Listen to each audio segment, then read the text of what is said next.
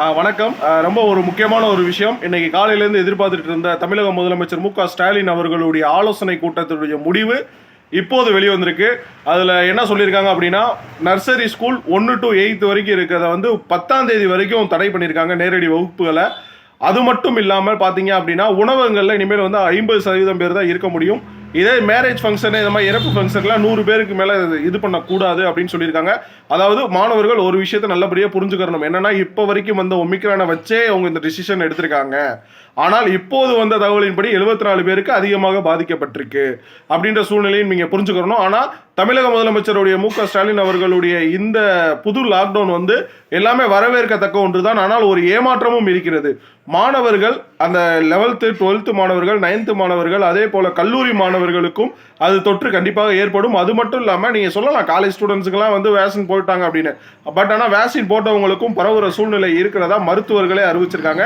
அது மட்டும் இல்லாமல் நம்மளுடைய சுகாதாரத்துறை செயலாளர் அவர்களுமே ஸ்ட்ரெயிட்டாக சொல்லியிருக்காங்க.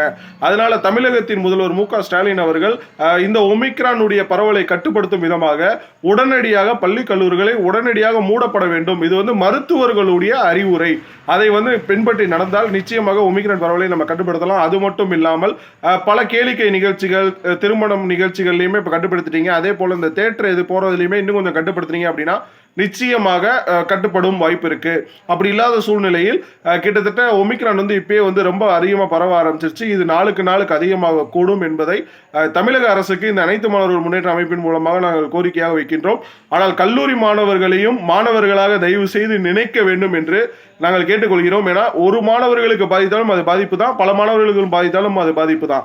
அதனால தயவு செய்து தமிழக அரசு உங்களுடைய முடிவை வந்து இந்த சுகாதாரத்துறையுடைய அறிவுறுத்தலின்படி, மருத்துவர்களுடைய அறிவுறுத்தலின்படி அவர்களுக்கு உடனடியாக நீங்க மூடுனீங்கன்னா தான் வந்து அதை சோசியல் ஸ்ப்ரெட்டிங் ஆகாது.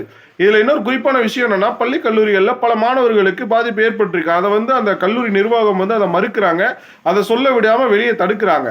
இப்படி இருக்க சூழ்நிலையில மாணவர்களுக்கு பாதிப்பு ஏற்பட்டுக்கிட்டே இருந்தால் சமூக பரவலாக மாறிடாதா? தமிழகத்திலுமே இப்போ பல கல்லூரிகளில் மாணவர்கள் பாதிக்கப்பட்டிருக்காங்க.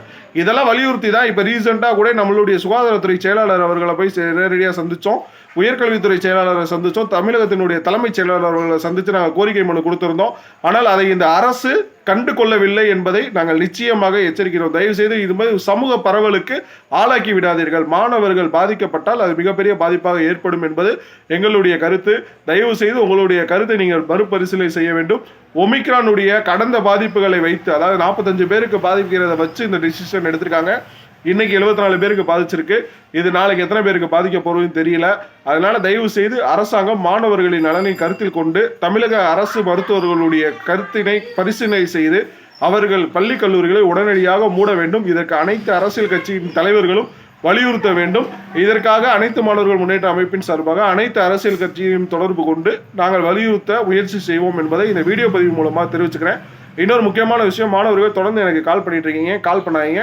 இந்த டிஸ்கிரிப்ஷனில் என்னோட இன்ஸ்டாகிராம் ஐடி இருக்குது. ஸோ அந்த ஐடிக்கு வந்து நீங்கள் வந்து மெசேஜ் பண்ணுங்கள், நான் கண்டிப்பாக ரிப்ளை பண்ணுறேன். ஃபோன் நிறைய பேர்ட்ட பேச முடியல, பட் ஆனால் இன்ஸ்டாகிராமில் மெசேஜ் பண்ணிங்கன்னா நான் கண்டிப்பாக பேசுவேன். டிஸ்கிரிப்ஷனில் இன்ஸ்டாகிராம் லிங்க் இருக்குது.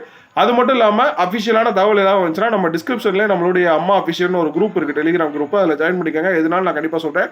அதே போல் 9th 10th 11th 12th ஸ்டூடெண்ட்ஸுக்கும் இவ்வளோ ஒரு விஷயம் சொல்லியிருக்கீங்க. அதையும் நாங்கள் கண்டிப்பாக பரிசீலனை, எங்களுடைய கோரிக்கையில் அதையும் நாங்கள் வைப்போம் என்பதை தெரிவித்துக் கொள்கிறேன். நன்றி.